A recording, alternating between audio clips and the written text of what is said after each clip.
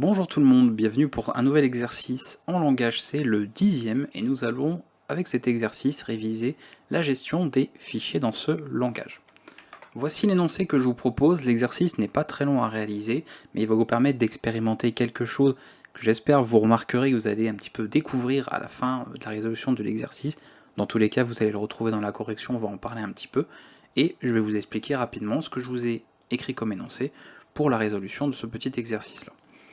Alors c'est surtout les fichiers qui vont être utiles. Je n'ai pas volontairement par exemple remis la nécessité de travailler avec de l'allocation dynamique ou ce genre de choses. On l'a vu précédemment, j'aurais pu retravailler avec ce genre de notions, mais là on va se contenter déjà de la gestion de fichiers, je pense que ça suffira largement. Vous avez, voici l'énoncé, un fichier texte, enfin en tout cas vous avez, ça c'est de quoi nous partons, un fichier texte qui contient des séquences de caractères alphabétiques, par exemple ce type de format-là. Chaque séquence de ce fichier devra être transformée et écrite dans un nouveau fichier. Par exemple, si vous avez ces séquences qui suivent ici, d'accord, vous voyez un certain nombre de fois chaque caractère, à chaque fois, qui deviendront ceci. A4, B2, X7, parce que nous avons en fait la lettre A qui apparaît 4 fois, ensuite la lettre B 2 fois, la lettre X 7 fois. D'accord, tout simplement, comment nous passons de ça à ça. La transformation se fait de cette manière.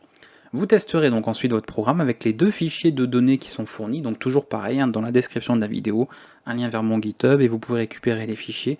Vous pourrez bien sûr faire vos propres fichiers texte pour tester, à condition évidemment de respecter ce format-là. Alors je peux utiliser j'aurais pu utiliser des caractères en minuscules, ça aurait été la même chose, même en les mélangeant, mais pour on va dire faire quelque chose d'un peu plus unifié, j'ai utilisé que des caractères en majuscules. Donc vous aurez deux fichiers, small data, celui-ci, data, d'ailleurs c'est pas small data, c'est data small, mais peu importe. Donc celui-ci qui est assez court pour que vous puissiez le lire et l'analyser, et celui-là qui est un peu plus imposant, d'accord, mais sans faire non plus un fichier énorme ici, pour que vous ne preniez pas 12 heures à le télécharger si vous voulez le récupérer.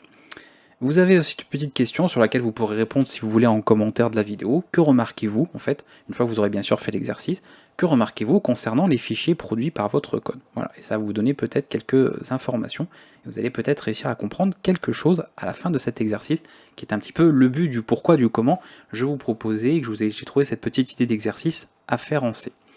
On y va, place à vous maintenant, c'est à vous de faire ce programme, vous avez toutes les informations, et bien sûr, à la fin de la vidéo, pour la suite, on passera à la correction. On se retrouve pour la correction de cet exercice, j'espère que ça ne vous a pas trop posé de problème, vous avez dû remarquer effectivement que ce qu'il y avait à faire en tout cas n'était pas court. Si vous avez un code qui est extrêmement long, c'est que peut-être vous avez commis quelques erreurs quelque part, et que vous n'avez peut-être pas réfléchi, on va dire comme il fallait, ou de la meilleure des manières pour la résolution de l'exercice, et on va regarder tout cela ensemble. Je rappelle qu'il fallait tout simplement transformer, c'est-à-dire de lire pas un caractère, mais de lire un fichier, de le parcourir et de faire des transformations de séquences pour réécrire en fait ces séquences finales dans un nouveau fichier. C'est ce qui a été demandé. Pour cela, je vous fournissais deux fichiers, notamment celui-là qui peut être pratique et qui a pu vous servir très rapidement pour la résolution de l'exercice, d'accord, pour analyser un peu comment étaient conçues les différentes séquences, et celui-là qui permet aussi après de tester votre programme et de voir que votre code, votre algorithme fonctionne correctement. On est parti, on va passer à la résolution. Voilà comment que ça va se passer. On va avoir besoin déjà de lire notre fichier, d'accord, le fichier en entrée. Donc, on va commencer par ça. On va faire un file. Donc ici il s'appelle data underscore small txt, on va commencer par celui-là, on changera après. En lecture seule, évidemment obligatoire, on vérifie que le fichier n'a pas eu de problème. Moi pour faire court, gagner du temps au niveau de la correction, je mets simplement un petit exit 1. Évidemment si vous voulez afficher, c'est mieux, un petit message d'erreur avant. Voilà, c'est le minimum que vous puissiez faire à ce niveau-là. Pour éviter les oublis, dès maintenant, je mets la fermeture du fichier, quitte après à la rapprocher au plus près du moment où je n'ai plus besoin de ce fichier, et que je peux donc le fermer. Mais pour être sûr de ne pas l'oublier, surtout que je suis en train de enregistrer une vidéo, je le mets dès à présent pour éviter les oublis. Voilà, ceci est fait, nous avons notre fichier, enfin en tout cas notre premier fichier qui est ouvert. Je rappelle que le but est de transformer des séquences qui seront écrites dans un nouveau fichier. Donc on va dès maintenant préparer ce nouveau fichier. Donc pareil, le file, on va faire un petit oui c'est ça, POTI file, vous allez comprendre pourquoi. fopen, alors si vous n'avez pas utilisé ce nom là ou autre, évidemment il n'y a aucun problème, d'accord. Small, et je vais utiliser un format que j'appellerai POTI. Voilà, on invente un format de fichier, le format POTI, et en écriture, avec la possibilité bien sûr que le fichier, bien sûr, c'est quand même important, soit créé s'il n'existe pas. Le but c'est pas d'avoir forcément un fichier existant. Pareil, si POTI file, ton ouverture a envoyé nul, on ferme directement, on ne va pas pouvoir travailler. Voilà, cette partie est faite. Alors, je vais séparer, hop, simplement pour que ce soit plus lisible pour vous au niveau de la vidéo. Voilà, c'est prêt. On y va. On va avoir besoin de quelques informations. Ce qui était important, surtout, bien sûr, parce que sinon vous n'aurez pas pu résoudre l'exercice si vous n'avez pas compris ça, c'est la transformation de cette séquence. C'est-à-dire de lire notre fichier et d'être capable, par exemple, si imaginons que ce fichier datasmall ne contenait que cette séquence-là, à la fin, dans le fichier final qu'on va écrire, on devrait se retrouver qu'avec ceci dedans. D'accord? Vous voyez, il y a une transformation. Si le fichier original est ça, le fichier obtenu donnera ça. Donc là, évidemment, le fichier original, c'était pas du tout comme dans l'exemple. Il y a celui-là et puis celui-là qui est beaucoup plus important. Et j'espère que vous n'êtes pas amusé à lire séquence par séquence une à une dans ce gros fichier. C'est pour ça que je l'ai fait quand même assez grand pour que vous ne soyez pas tentés de, je sais pas, peut-être de lire ou d'essayer d'analyser dans quel ordre étaient écrits les caractères. Bref, de toute façon, c'est pas comme ça que vous êtes censé réaliser l'exercice et de concevoir votre programme. En tout cas, on observe une chose très simple, c'est qu'on va avoir besoin de lire un caractère, pas de problème, et ensuite de vérifier le nombre de fois où il apparaît, le nombre de fois où il est lu, donc le nombre d'occurrences. Donc on va avoir besoin de deux informations très importantes et qu'on va pouvoir préparer dès maintenant. Comme ce sont des caractères, mais c'était ce qui est demandé, hein, je n'ai pas mis de chiffres, je n'ai pas mis de caractères spéciaux, c'est le but. D'ailleurs, si vous avez essayé de tester votre programme avec un fichier contenant des caractères spéciaux ou des chiffres, eh ben, ça ne marchera pas, parce que c'est pas de toute façon ce qui était demandé, et le programme ici, l'exercice est conçu pour lire un fichier dans ce format-là, et pas autrement. Donc à partir d'ici, on va avoir besoin d'un caractère qui est lu, je vais appeler ça last character, vous allez comprendre aussi pourquoi, et d'avoir un petit compteur, et on va l'appeler count, tout simplement, pour le nombre d'occurrences qui interviennent. On y va. Première chose à faire, c'est-à-dire que moi ce que je veux faire, c'est tout simplement de commencer à lire mes caractères un à un. D'accord? Je vais certainement pas m'amuser à lire par ligne, d'accord? Ça n'arrive absolument rien. D'ailleurs, si vous remarquez, ce fichier-là n'a en fait qu'une seule ligne, d'accord?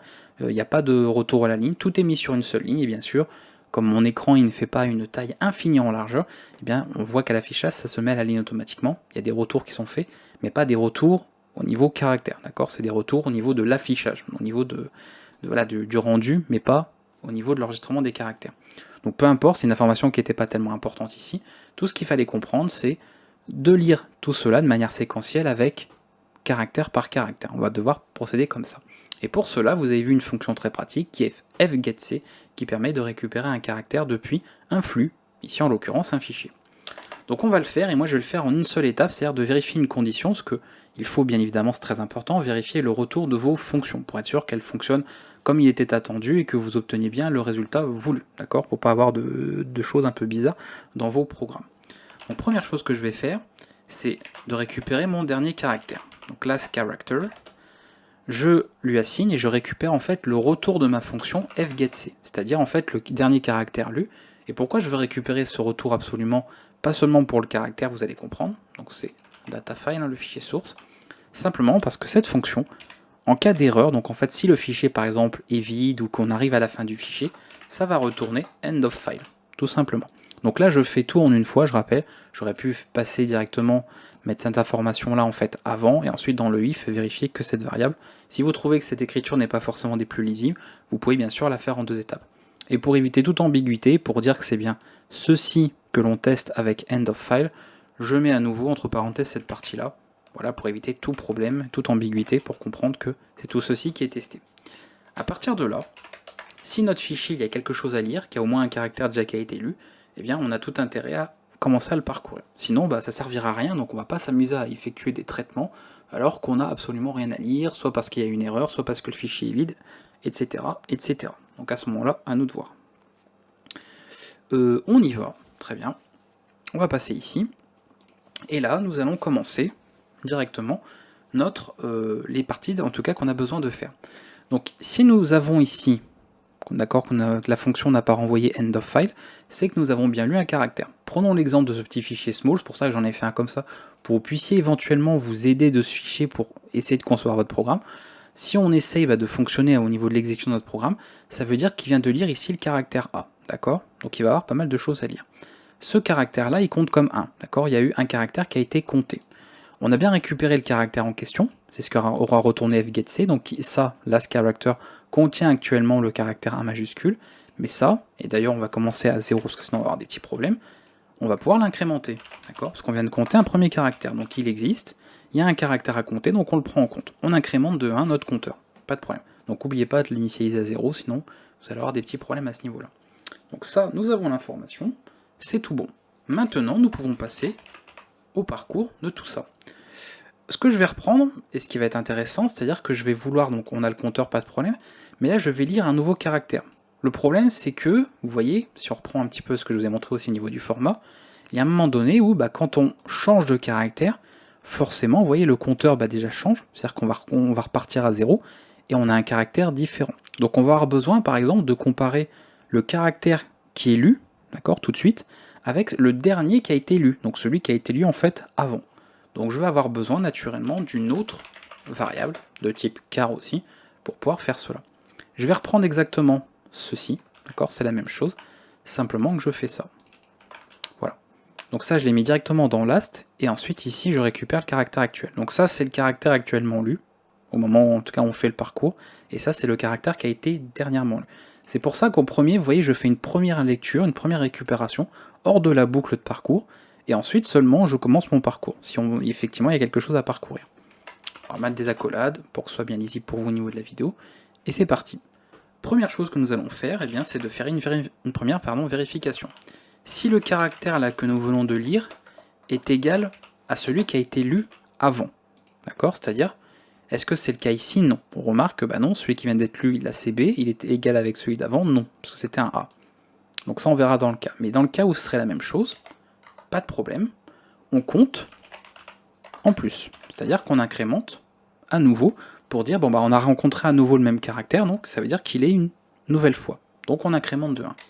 Sinon, dans ce cas-là, on a un changement qui est fait. Le changement qui est fait, déjà, c'est le fait que le caractère change, mais n'oubliez pas, parce que c'est quand même le but de l'exercice, il faut écrire les séquences dans le fichier. Donc j'espère, et c'est peut-être l'erreur que vous avez faite, mais c'est pas grave, de toute façon l'exercice sert à ça, peut-être que vous êtes amusé à tout lire, votre fichier, à sauvegarder ça, mémoriser ça en plein de variables, et ensuite seulement vous êtes amusé à écrire dans votre fichier. Le but, nous, c'est de faire une lecture séquentielle et en parallèle une écriture séquentielle de notre fichier, d'accord, au fur et à mesure des transformations. Ça veut dire que j'ai pas forcément besoin là d'avoir lu tout ça pour commencer à écrire une partie de ma chaîne finale, ou de ma séquence finale. J'ai juste besoin, si vous regardez bien, d'avoir lu ça pour commencer à écrire dans le nouveau fichier ceci, et d'avoir lu ça pour écrire ceci, et ainsi de suite. Donc ça veut dire, pour dire ça autrement, qu'à partir du moment où il y a un caractère qui change, d'accord, que le caractère change, donc que le caractère qui est lu n'est plus le même que celui qui a été lu avant, on peut écrire l'ancienne séquence, la séquence qu'on a déjà, dans le fichier final. Donc c'est ce que nous allons faire. On va utiliser pour cela par exemple fprintf, qui fait très bien le travail ici. Dans POTIFile, attention, là on va faire de l'écriture. On choisit le format que l'on veut. Donc si on suit le format, il est très simple, c'est un caractère et un nombre.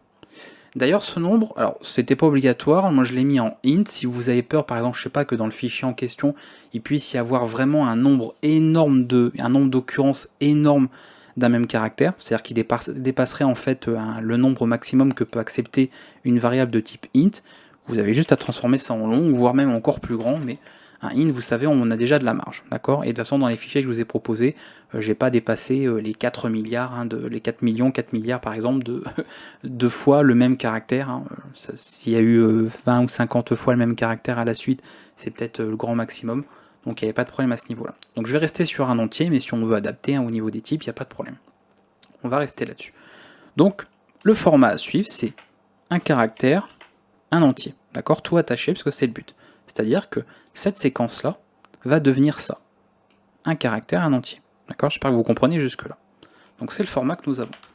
Le caractère, bon, pas de problème, c'est lastCharacter. Et l'autre, c'est le compteur. Voilà, alors attendez, parenthèse, parenthèse, c'est bon. Ensuite, qu'est-ce qu'on va faire? Très important, puisqu'on avait un caractère qui a changé, il va falloir écrire le dernier caractère. C'est-à-dire que si les caractères sont les mêmes, on va pas s'amuser à dire que le dernier caractère, on affecte le caractère qui vient d'être lu avec le dernier alors qu'ils sont identiques. C'est pour ça qu'ici on a juste incrémenter le compteur. Par contre, dans ce cas de figure, il faut le faire. Le dernier caractère lu, c'est celui qui vient d'être lu, il a changé. D'accord? Il va permettre ensuite plus tard d'écrire une nouvelle séquence puisque la lettre change. Donc il y aura une nouvelle séquence à écrire plus tard. Et on n'oublie pas à ce moment-là de refaire une remise à zéro du compteur, forcément. Et là, peut-être, si vous êtes arrivé sur ce genre de code, vous êtes trompé aussi. Peut-être que vous êtes amusé à faire ceci. Et là, vous aurez une erreur. Pourquoi? Parce que vous avez oublié tout simplement de compter le caractère ici que vous venez de lire. C'est-à-dire que là, reprenons dans l'exemple, je viens d'arriver ici, de lire ce B, ça a changé de caractère, donc ok, j'ai écrit la séquence, donc là, normalement, dans mon fichier final, j'ai écrit A1, puisqu'il n'y a qu'un seul A. Par contre, attention, votre compteur, il n'est pas 0, parce que vous venez déjà de compter un nouveau caractère. Donc c'est pas à 0 qu'il faut remettre le compteur, il faut en fait le remettre à 0, et prendre en considération le caractère que vous venez de compter. Donc, assigner la valeur de 1. Et ça, fallait pas l'oublier non plus. Maintenant que nous avons ça, pas de problème pour cette partie. Autre indication, c'est-à-dire qu'au moment donné où on va arriver ici à end of file, vous voyez que c'est une boucle, donc on va répéter l'itération à chaque fois, ça veut dire qu'on n'a plus rien à lire. Et là, pour ceux pareils qui sont arrivés jusqu'à ce stade, c'est qui n'ont pas eu de problème jusqu'à ici, il y a peut-être une autre erreur que vous avez faite, mais que vous n'avez pas forcément d'ailleurs remarqué, vous n'aurez pas remarqué à l'usage parce que votre code va fonctionner, donc peut-être que visuellement vous allez vous dire « Ah bah ça a marché, j'ai réussi l'exercice », et en fait, en voyant cette correction, vous allez vous rendre compte que pas vraiment. C'est pour ça que je vous ai mis un petit fichier, c'est pas pour rien, c'est que vous puissiez regarder le fichier final, qui reste un fichier texte évidemment, et vous puissiez comparer pour voir si votre code a véritablement fonctionné et a bien fait les choses ou pas. Dans le cas de celui-ci, c'est beaucoup plus compliqué manuellement de vérifier que votre code a bien marché. C'est pour ça que c'est pas évident, et de toute façon, je vous demandais pas non plus de faire des tests de votre algorithme pour être sûr qu'il fonctionne avec tous les types de fichiers, d'accord, n'importe quelle en fait séquence de fichiers. C'était pas le but c'est de tester avec ces exemples-là et éventuellement avec vos propres exemples. Voilà, donc ce qu'il fallait faire, très important, c'est-à-dire qu'une fois par exemple qu'on sort de cette boucle, c'est très bien, mais il ne faut pas oublier de lire le dernier caractère qui est récupéré. Sinon vous allez en fait oublier le dernier caractère. Et j'ai volontairement d'ailleurs ici mis un petit A tout seul. Pourquoi? Parce que si vous avez oublié, eh bien en fait dans votre fichier final vous aurez bien ces séquences-là, mais celle-ci va être perdue. Et ça c'est triste. Ça c'est triste si on perd la moitié des informations. Donc, dès qu'on arrive à la fin, on n'oublie surtout pas, donc je peux l'enregistrer là, de lire l'information. D'accord? Très important. Bah voilà. Je pense qu'on est bon. Ici. Voilà. Et last character, très important évidemment, parce que je rappelle qu'à ce stade, ici on a rencontré end of file. Donc ne vous amusez pas à écrire character ici, sinon vous allez en fait essayer de mettre end of file, alors c'est pas ce qu'on veut. Nous on veut récupérer le dernier caractère qui a été lu, parce que si c'est end of file, ce n'est plus un caractère voulu. Donc attention ici de ne pas vous tromper au niveau de la variable. Je pense qu'on est bon ici, et on va pas oublier très important, parce que potifile on l'a fait ici, mais on va pouvoir fermer ce dernier. Alors je vais le fermer là, de toute façon c'était pas... Donc là, bon, comme il n'y a pas d'autre code derrière, je pouvais faire ça à la fin de ma fonction main, les fermetures des deux fichiers. De toute façon, vous voyez qu'on a eu besoin de lire le fichier quand même assez vite. C'est-à-dire que le seul moment où on n'a plus besoin en fait de lire le fichier datafile, c'est ça. Donc au pire, ça vous pouvez le mettre là, voilà, ici, et après ça directement. Pourquoi? Parce qu'admettons que vous ayez plus tard un peu de code encore après, voilà, qui n'utilise évidemment plus les fichiers puisqu'ils sont fermés les deux. Donc ça, juste pour que ce soit plus lisible pour vous au niveau de la correction, je l'ai mis ici. Mais bien sûr, vous pouvez faire les choses encore plus proprement, mieux, on va dire mieux organisé au niveau du code, bien évidemment.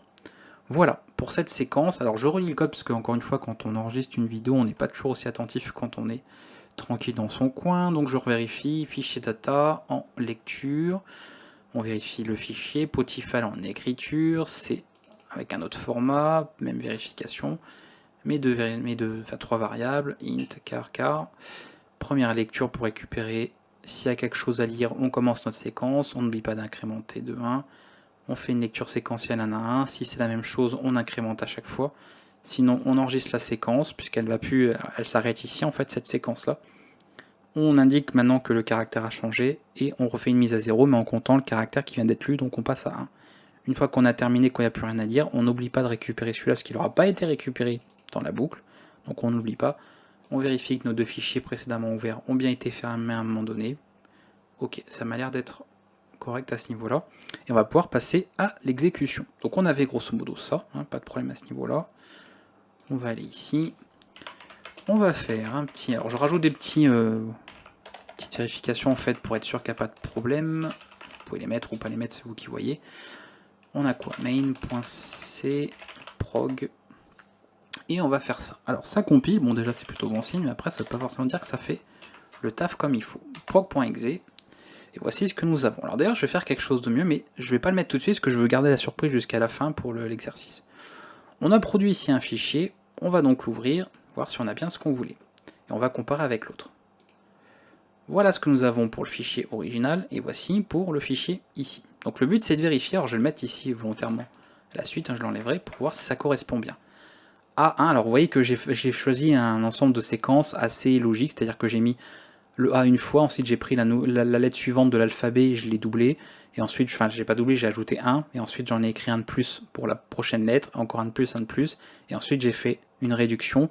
Les M par contre j'en ai mis plein, et j'ai mis ensuite à la fin un A. Donc, comme ça c'était assez simple pour vous de vérifier, ça fait A1, B2, C3, D4, E5, F6, et ensuite on redescend, G5, H4, J3, K2, L1, et ensuite il y a 20 fois la lettre M, et ensuite une fois la lettre A.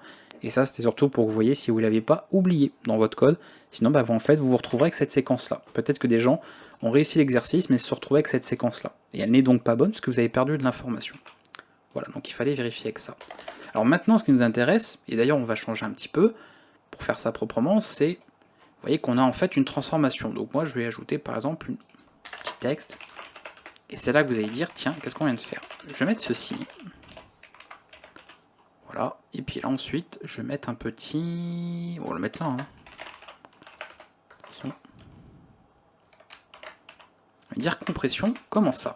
Et j'espère que c'est quelque chose que vous avez remarqué. Nous allons changer cette fois-ci en big.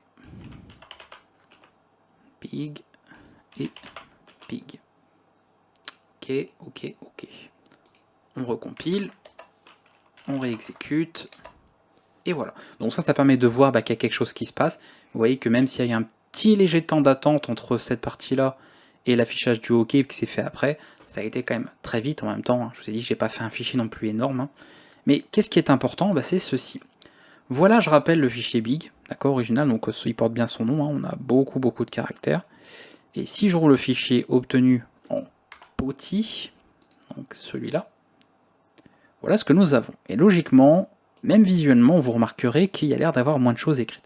Et c'est logique, je rappelle que, si on regarde au niveau de l'énoncé, cette séquence-là, qui fait quand même une certaine longueur, finit par faire cette longueur-là. Elle est raccourcie. Et bien en fait, vous venez de concevoir votre premier programme. Alors un exemple, en tout cas, même si l'algorithme en soi est quand même relativement simple, hein, il est très simple, mais vous venez de concevoir un algorithme de compression, tout simplement. Voici la vérification à faire. Donc là, le fichier small, bon, vous n'allez pas avoir d'énormes différences normales, le fichier est tout petit. Donc si on regarde le fichier small, mon système m'affiche qu'il fait une taille de 57 octets. N'oubliez pas que chaque caractère est codé et prend une certaine place en mémoire. Si je regarde mon fichier small obtenu en format POTI, il ne fait plus que 27. Et là où c'était intéressant quand même, c'est que le fichier big ici fait quand même 3 mégas 22, d'accord, 3,22 mégaoctets, c'est que du texte, hein, je rappelle, et qu'une fois en format POTI, il ne fait plus que 546 kilooctets. Vous venez donc en fait de compresser votre fichier via un algorithme de compression, qui n'est pas un algorithme, hein, on va dire, qu'on utilise bien sûr sur nos outils de compression actuels, parce qu'évidemment, on a des algorithmes qui ont été conçus et qui sont bien plus efficaces que ça, mais je voulais vous proposer ce type d'exercice pour que vous puissiez concevoir ça, et pas forcément en vous rendant compte que vous étiez en train de faire en fait de la compression de fichiers par de la transformation de séquences. Donc évidemment, bon, dans un cas on va dire réel concret, ça, bon, c'est pas vraiment comme fichier source, c'est pas un fichier qui veut dire grand chose. Mais vous pourriez imaginer, c'est comme ça que fonctionne un algorithme de compression. On part d'un fichier original, ça peut être n'importe quoi d'ailleurs, hein, un texte, un fichier média, donc un binaire, hein, simplement, et on est avec des algorithmes de compression, on va en fait transformer, d'accord, l'information, avec perte ou sans perte, ça dépend des algorithmes. Il y en a qui perdent de l'information, c'est volontaire, c'est voulu, d'autres qui sont à compression sans perte, et on obtient un fichier final qui est compressé, donc logiquement on prend moins en place, et permet éventuellement, si on effectue ensuite une décompression, si c'est une compression sans perte, on doit pouvoir récupérer le fichier à l'original et à l'identique, Et si c'était qu'une compression avec perte, bah évidemment, si vous faites une décompression, vous ne récupérez pas le fichier original à 100%, parce qu'il y a eu de la perte d'informations lors de la compression. Donc ça, c'est voulu aussi, c'est normal. Voilà, donc j'espère que vous êtes rendu compte de ça, parce que c'était un peu ça. Que remarquez-vous concernant les fichiers produits par votre code? Il y avait une réponse très simple, c'était de remarquer en fait que les fichiers produits par votre code étaient beaucoup plus petits en taille, enfin surtout à mesure bien sûr que le fichier original est gros, que les fichiers obtenus à la fin sont plus petits, d'accord, à chaque fois en taille. Et ça sera toujours le cas si votre algorithme est bien fait, même si vous avez un fichier qui contient vraiment très peu de caractères, il prendra toujours moins de place, sauf si bien sûr c'est un caractère qui ne peut pas être compressé, c'est-à-dire qu'en gros vous avez autant de caractères de la séquence d'origine, la séquence d'arrivée, forcément là vous n'aurez pas de différence, mais sinon, si la transformation a produit à la fin des séquences qui sont plus courtes que les originales, automatiquement votre fichier a moins de caractères écrits à l'intérieur, donc votre fichier a une taille moindre, une taille est réduite. Et c'est comme ça qu'on peut, avec un algorithme ici très simple, c'est-à-dire qu'on lit en fait un caractère et on indique seulement les informations utiles, on a produit en fait dans notre code un système de compression sans perte. Pourquoi sans perte? Tout simplement parce qu'ici on a toute l'information qu'il faut. Et s'il y a des gens qui veulent aller un petit peu plus loin pour cet exercice, n'hésitez pas à faire l'inverse. C'est-à-dire que maintenant que vous avez fait en fait la compression de votre fichier, n'hésitez pas à adapter ce code, à le modifier. Pourquoi pas mettre en place des fonctions, ou même que vous créez une petite bibliothèque, ça vous pouvez vous exercer très facilement, en faisant un véritable petit programme de compression, décompression, en utilisant ce système algorithmique très simple. Je voulais rester sur quelque chose de très simple. Le but c'était pas de partir bien sûr sur un système complexe, mais un système qui est relativement simple et que normalement tout le monde peut comprendre. Petite indication pour ceux qui aimeraient faire ce petit exercice donc à l'envers, vous comprenez bien qu'à partir de ça, je suis capable, si bien sûr je sais comment j'en suis arrivé là, je suis capable de revenir à l'inverse, d'accord? Donc on est tout à fait capable de récupérer la séquence originale sans avoir perdu de l'information, puisque de là à là, on n'a rien perdu. Puisqu'ici, si vous savez que ça veut dire qu'on a 4 fois le caractère A, vous saurez que pour la décompression, il faudra remplacer A4 par 4 fois le caractère A. Donc vous allez pouvoir, avec le chemin inverse, réobtenir les séquences originales, et donc revenir au fichier d'origine.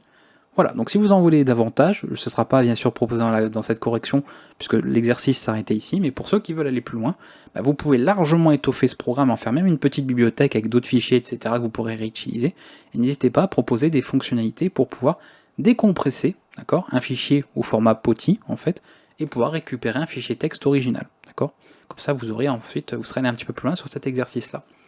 Voilà, écoutez, j'espère que ça vous a plu, j'espère que ça vous aura montré d'autres petites choses. Je voulais vraiment ici associer deux notions importantes, la gestion des fichiers en C, et en faire toute une vidéo d'exercice dessus, comme ça vous permet de bien mettre en pratique ce que vous avez vu, et aussi quelques notions algorithmiques pour se dire, en fait, on construit un algorithme sur quelque chose, et à partir d'un programme, on a réalisé en fait une transformation qui fait partie des algorithmes qu'on utilise tous les jours, puisque les algorithmes de compression s'en servent pour pas mal de choses. Donc je voulais en fait que vous expérimentiez ce genre de choses, pas forcément sans vous en rendre compte. Peut-être que des gens parmi vous ont remarqué qu'ils faisaient déjà de la compression en fait avec ce genre d'exercice, mais je sais qu'il y en a beaucoup parmi vous qui n'auront pas du tout pensé à ça, et au visionnage de la correction, se seront dit ah oui mais en fait c'est trop bien, parce que oui je viens de faire de la compression de fichiers sans savoir. Et c'est ce que vous venez de faire, et j'espère que ce genre d'exercice en tout cas vous a plu. On se retrouvera la prochaine fois pour d'autres exercices, d'autres contenus. Si vous avez bien sûr des questions, n'hésitez pas dans les commentaires de la vidéo, et bien sûr j'y répondrai. Et puis avant même d'être arrivé à la correction, si vous avez déjà remarqué un petit peu ce qui s'était passé sur les fichiers produits, n'hésitez pas à le partager aussi. À bientôt.